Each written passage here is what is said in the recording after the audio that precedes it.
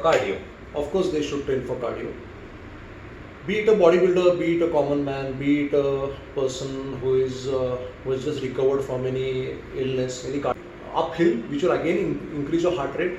So this is the sort of the interval training which is done. So this is more effective for.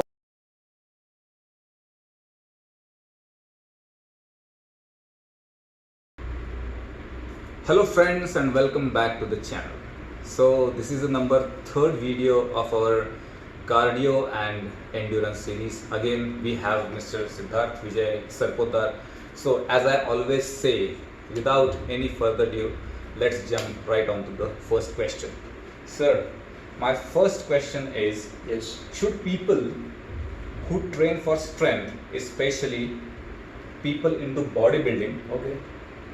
do train cardio? Do they train for cardio? Of course, they should train for cardio. Be it a bodybuilder, be it a common man, be it a person who has just recovered from any illness, any cardiovascular illness, be it a old man, be it a young man. Cardiorespiratory endurance and cardiovascular endurance is one of the components of fitness. So everybody should be training for it. Right. Now, the volume or the amount of cardiovascular training depends on the aim of the person. If you are into endurance sports, if you are into running, if you are into triathlon, if you are into marathon, of course, then you should be training more, and then there are complete different strategy involved, different program involved. But just to maintain good cardio health, good heart health, good lung health, good vascular system circulation, good blood circulation, everybody should do at least 3 days of moderate cardio training. Okay. Preferably involving different modalities as we discussed in the earlier video, like cycling, swimming, jogging, walking, staircase walking, or some elliptical machines or rowing machines which can be also done in the gym.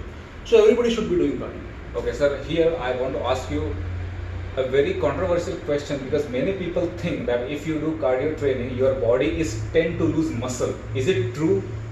Yes, to some extent, if you are doing cardio training for the purpose of any endurance, all endurance athletes will be lean. Lean in the Yes, sense they will not yes. have much muscle, because obviously there is going to be loss of muscle because of the of the volume of training which they do. Exactly.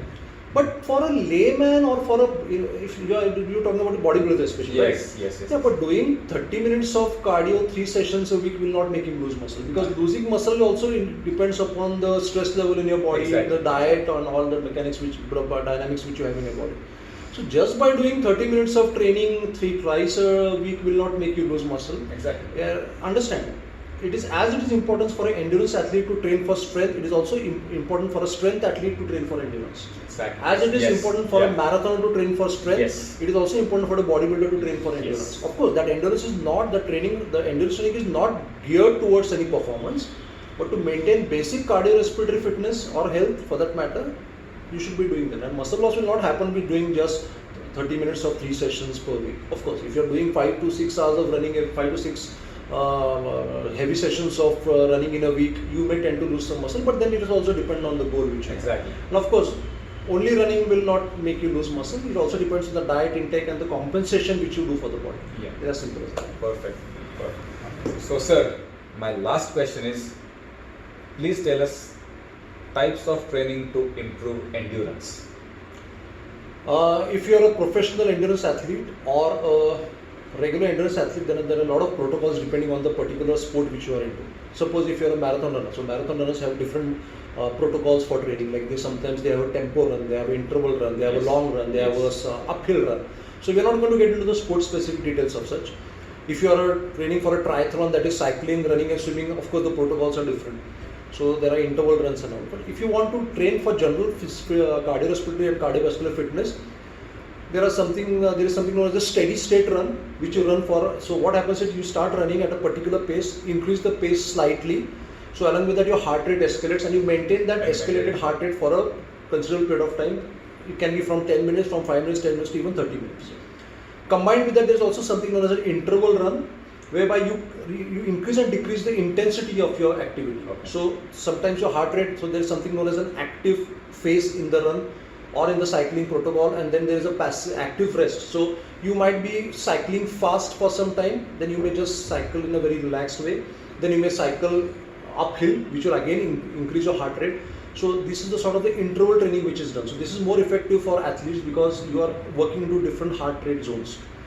There's also some short cardiovascular protocols. There's a very famous Japanese protocol known as Tabata training, whereby you are doing a particular activity for just, I mean, there's an So activity. it's like a 20 seconds on and 10 seconds off. So there is a 20-second push-up, then you do a 10-second rest, then you do a 20-second jumping jack, and then you go. So there are different protocols involved. But if you want to focus, forget about the sports specific, that will be taken care by the endurance coach. But if you want to do to improve your general physical capacity or your general cardiorespiratory endurance, you should ideally be doing steady state as well as interval training twice or thrice a week. Yeah. So 1 day of steady state, 1 day of interval will be better. Will be better. And of course, you can also do something. You see, playing a sport will also improve your endurance. Of Right, course, right. sport is a start and stop activity. Exactly. For endurance, particularly, you need to go for a continuous intensity phase for Yes, around 30 yes, minutes. Yes. So, steady state cardio protocol and an intensity training protocol will be helpful for a layman.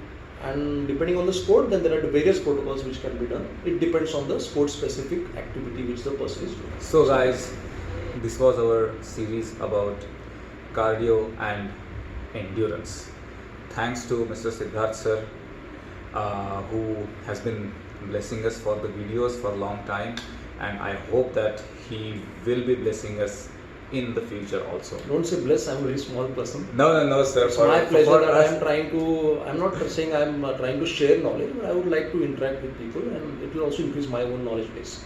As simple as that. Because when we try to share, we increase our knowledge bank.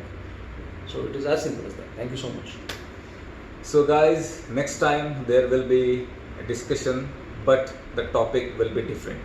So stay tuned, and please, if you like the videos, please consider subscribing to my channel. Please like the videos and share it to your loved ones. So I will see you next time. Until then, ciao.